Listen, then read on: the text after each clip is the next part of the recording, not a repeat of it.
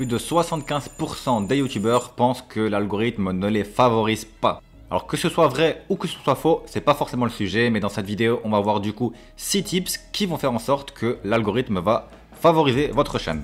Et comment est-ce qu'on va voir ça? On va voir ça grâce à une personne qui travaille chez YouTube, une personne qui s'appelle Todd.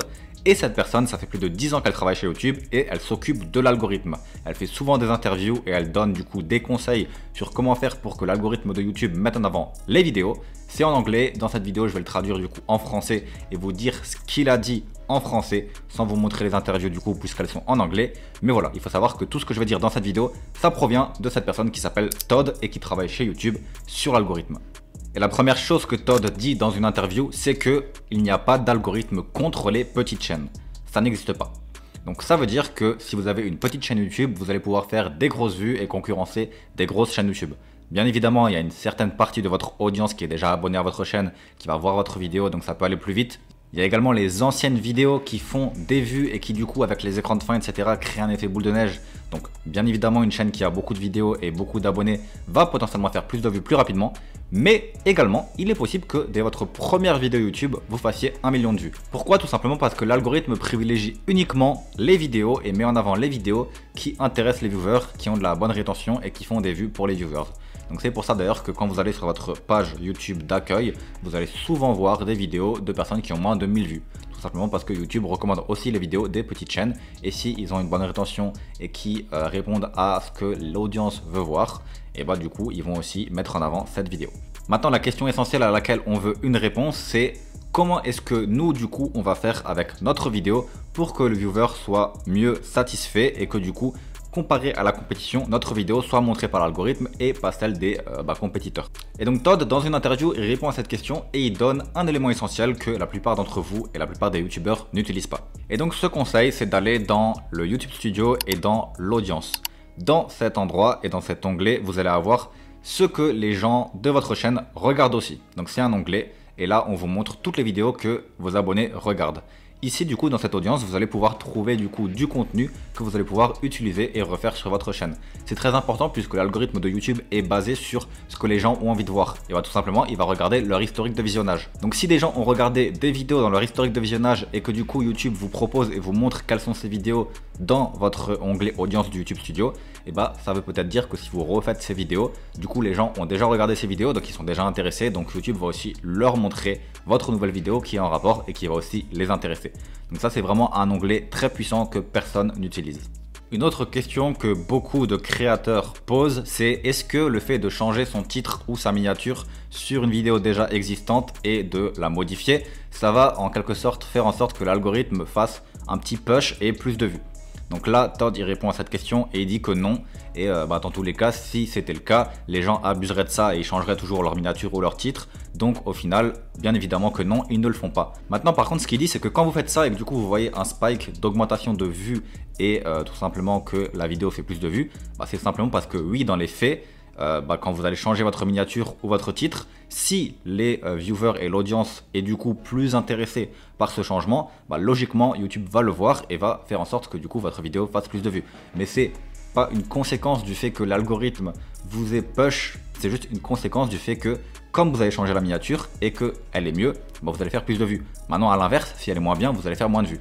C'est pas YouTube qui change quelque chose, c'est simplement votre audience qui réagit à ce changement et qui du coup potentiellement si vous avez une meilleure miniature, vous allez avoir plus de clics et donc vous allez faire plus de vues. Si vous en avez une moins bonne, vous allez faire moins de clics tout simplement. Maintenant, si votre vidéo est déjà morte et que vous changez votre titre et votre miniature, c'est trop tard puisque YouTube ne la montre plus aux gens. Donc si YouTube ne la montre plus aux gens, malheureusement, personne ne va pouvoir tester en quelque sorte vos modifications. Donc ça sert à rien de changer des titres et miniatures de vidéos qui sont mortes. Il faut que la vidéo fasse toujours quelques petites vues et quelques petites impressions et qu'elle soit testée par YouTube en continu. Maintenant ce que tu peux faire toi, c'est vraiment analyser les premiers résultats de ta vidéo. Si par exemple tu sors une vidéo et que tu vois qu'elle a 3% de taux de clic alors que d'habitude tu as 10%, il va falloir la changer et changer la miniature le plus rapidement possible. Plus vite tu changes la miniature, plus vite tu vas pouvoir switcher et passer potentiellement de 3% à 10% et faire en sorte que ta vidéo renaisse. Si tu attends trop, du coup YouTube va arrêter de recommander la vidéo et ce sera trop tard. Donc il faut vraiment analyser les quelques premiers jours de publication de la vidéo et voir si les statistiques sont en rapport avec ce que tu as d'habitude, s'ils sont moins bien ou s'ils sont mieux.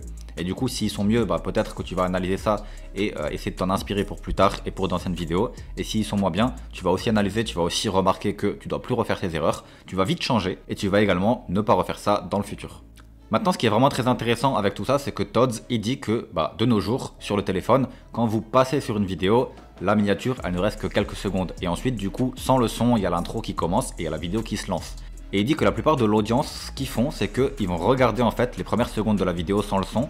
Et du coup, ils vont voir est-ce que cette vidéo vaut le coup d'être regardée et est-ce qu'elle est intéressante. Et donc, ce qu'il dit, c'est que l'introduction également est très importante de nos jours.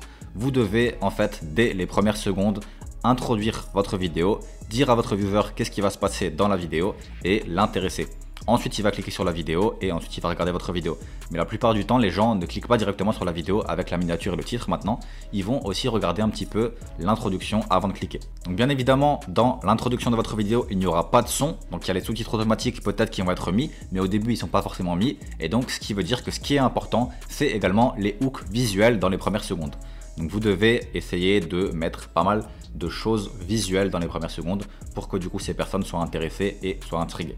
L'autre point que dit Todd maintenant, c'est que dans l'algorithme, bien évidemment, il n'y a pas que le clic. Il ne faut pas tout le temps tout baser sur le clic. Et il dit d'ailleurs que c'est très important puisqu'ils ont remarqué qu'il y a beaucoup de créateurs sur YouTube, leur objectif c'est de faire cliquer. Mais ensuite, ils vont du coup faire en sorte de faire quelque chose de vraiment très putaclic et les gens vont cliquer et ça ne sera pas forcément les gens intéressés par la vidéo et la bonne audience. Et du coup, le temps de rétention sera moins élevé puisqu'ils vont cliquer et ensuite ils vont partir de la vidéo un peu trop au début de la vidéo. Tout simplement parce qu'en fait, ils n'étaient pas intéressés et ils ont été putaclic, ils ont été bait en fait. Donc en anglais, ça veut dire qu'ils ont cliqué sur la vidéo alors que c'était pas intéressant pour eux, juste parce que le youtubeur du coup a fait en sorte de mettre une phrase intrigante pour faire cliquer tout le monde. Donc le problème avec ça, Todd il dit que c'est que ça n'est bien pour personne. C'est pas bien pour vous en tant que créateur puisque votre temps de rétention va baisser et du coup vous n'allez pas faire de vues. Donc le putaclic, faut arrêter.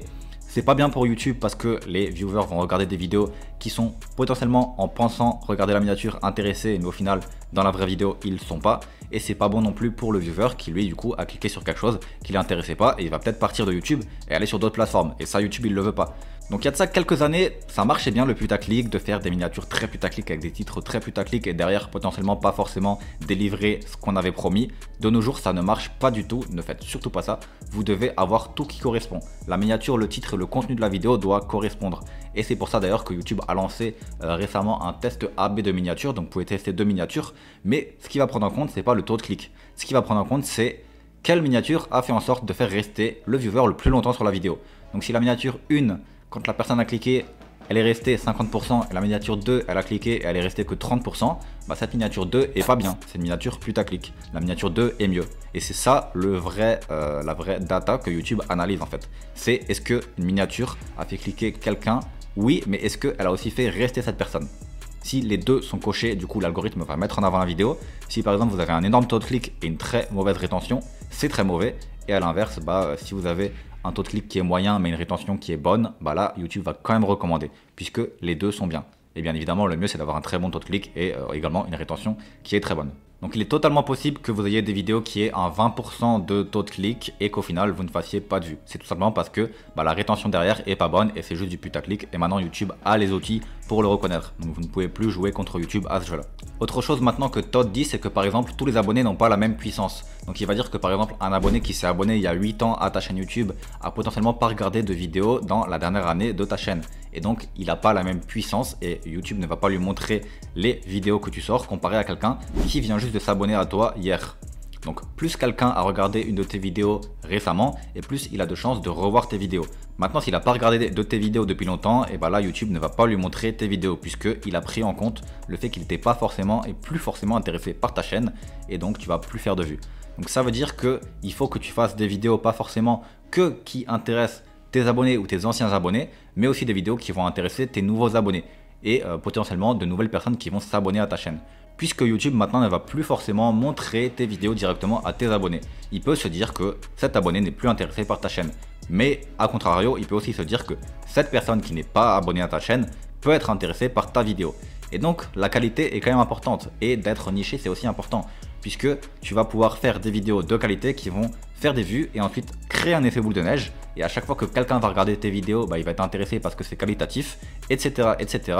Et donc à chaque fois YouTube va prendre tes vidéos et les montrer à des gens, puisque à chaque fois qu'ils testent tes vidéos, ils voient que ça intéresse les gens. Mais si à chaque fois tu fais que des vidéos nulles et qu'à chaque fois qu'ils testent tes vidéos ça intéresse pas les gens, là il va pas les montrer. C'est pour ça que la qualité est de plus en plus importante sur YouTube de nos jours. Maintenant pour terminer, Todd dit une dernière chose, il dit qu'il y a pas mal de gens qui sont en quelque sorte stressés par différents points de l'algorithme. Par exemple, s'ils ont un mauvais taux de clic, alors dans ce cas ils se disent que leur vidéo va pas marcher, ou s'ils ont une rétention de dingue et qu'ils n'ont pas de vues, ils se disent qu'il y a un problème. Mais ce qu'il dit c'est qu'il n'y a pas qu'un aspect de l'algorithme qui fonctionne, tout doit être corrélé. Donc si par exemple tu bases tout sur la miniature, ça va pas marcher. Il faut qu'il y ait la miniature qui soit bien, la rétention qui soit bien, le titre qui soit bien. Et il y a plein d'aspects qui vont faire en sorte que ta vidéo va marcher. Également, surtout l'un des aspects qu'on a parlé dans cette vidéo que beaucoup de gens négligent, c'est qu'est-ce que les viewers ont envie de voir, qu'est-ce que l'audience a envie de voir. Quelles sont les vidéos en ce moment à la mode sur YouTube dans ta niche que les gens regardent et qui veulent revoir sous par exemple ton angle à toi. Si tu fais des vidéos que personne ne regarde en ce moment, YouTube, même si tu as un bon taux de clic et une bonne rétention, il va se dire ouais mais personne n'a envie que je présente cette vidéo sur son accueil YouTube, tout simplement parce que ça n'a aucun rapport avec ce que les gens regardent en moyenne. Donc c'est quand même très important cet aspect là aussi, et il n'y a aucune statistique pour le dire, c'est vraiment du flair en quelque sorte. Si tu as 25% de taux de clic, est-ce que ta vidéo elle reflète vraiment la miniature, ou est-ce que tu as fait du putaclic et les gens quittent au bout de 30 secondes? Ou si ta rétention elle est de 70%, est-ce que du coup c'est une vidéo extrêmement spécifique sur une audience extrêmement ciblée et qui n'intéresse personne d'autre? C'est peut-être pour ça que YouTube va pas la push à plus de gens, parce que tout simplement tu as déjà visé toute ton audience spécifique. Donc voilà, il faut vraiment que tu arrives à analyser toutes les statistiques et combiner tout ça et faire une vidéo sur ça. Si j'étais toi, ce que je retiendrais de cette vidéo, c'est vraiment le premier conseil qui est de regarder ce que les gens regardent dans ta niche et de refaire des vidéos sur ça. Et comme ça, tu es sûr que tu vas faire des vues. Ne sors pas des idées de ton chapeau en te disant tiens ça va marcher, ou ne fais pas que des vidéos qui ne marchent pas, mais parce que tu es dans cette niche, tu veux continuer comme ça.